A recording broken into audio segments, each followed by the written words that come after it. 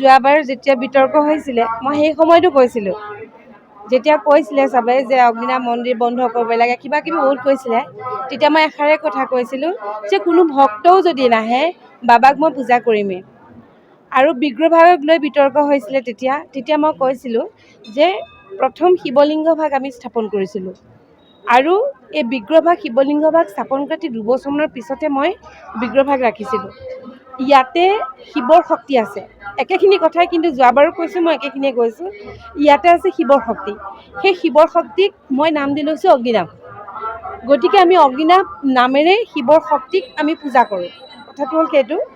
গতিকে বিগ্ৰহভাগ যেতিয়া ৰাতিপুৱা আহি পেলাই আমাৰ ইয়াত পূজাৰী কৰ্মচাৰীসকল আহি প্ৰথমতে দেখা পাই মোক গৈ কৈছেগৈ, অলপ সময় মোৰ দুখ লাগিছে, যিহেতু তেওঁক মই সৰু ল'ৰা ছোৱালীৰ নিচিনাকৈ লালন পালন কৰোঁ।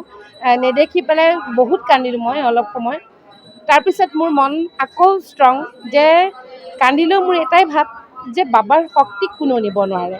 তো সেই ভাগ গ'ল যদি মই বেলেগ এভাগ হ'লেও স্থাপন কৰি ল'ম, কিন্তু মোৰ মনত মানে এইটো পূৰাকেই দৃঢ় বিশ্বাস যে বাবা য'তেই থাকে আহিব, মানে ওলাব, তাৰমানে মোৰ মনত এইটো দৃঢ় বিশ্বাস। তাৰপিছত মই ষ্ট্ৰং কৰিলোঁ, নাই মই যাওঁ, পূজা মুঠতে কৰিমেই, মই যেনেকৈ কৰিব লাগে কৰিমেই। ঠিক মই কাপোৰ কানি ঠিক পিন্ধিছোঁ, পিন্ধি মেলি মই ইয়াত চাব আহিছোঁ। ঠিক 45 মিনিটমানৰ সময়ৰ ভিতৰত, কাৰণ তেতিয়া মই বাবাক কৈছোঁ, বাবা তুমি ইমান ৰাইজক তুমি আশীষ দিয়া, চবেই সমাধান পায়, গতিকে তোমাৰ বিগ্ৰহভাগ কেনেকৈ নিব পাৰিলে। কিন্তু তাৰ 45 মিনিটমানৰ ভিতৰত আমি খবৰ পালোঁ যে শিমলুগুৰি ষ্টেচনত তাতে ধৰা পৰিলে বুলি পেলাই।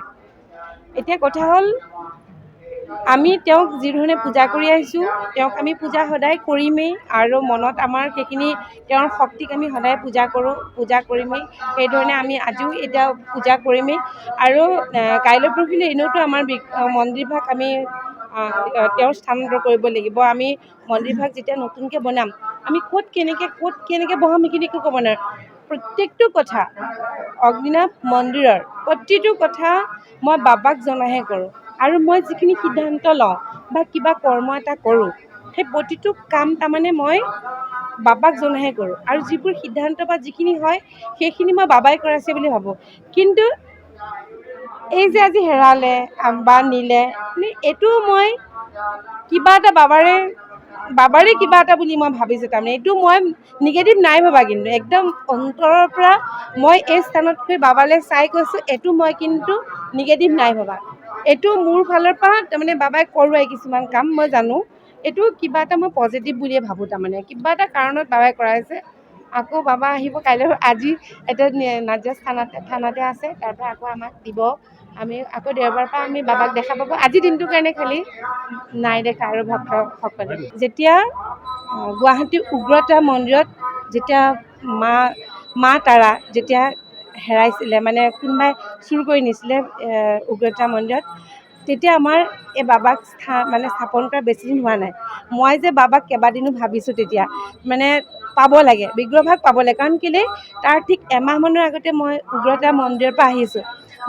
সেই তেতিয়াও কিন্তু মোৰ মনত বহুত বিশ্বাস আছিলে, কাৰণ জাগ্ৰত যেতিয়া কিবা এভাগ মন্দিৰ হওক কিবা হয়, তাত কোনেও ক্ষয় ক্ষতি কেতিয়াও কৰিব নোৱাৰে। সেই জাগ্ৰত তেতিয়াহ'লে নহ'লেহেঁতেন। তেওঁ যিহেতু জাগ্ৰত, তেওঁৰ আশীৰ্বাদ চবেই পায়।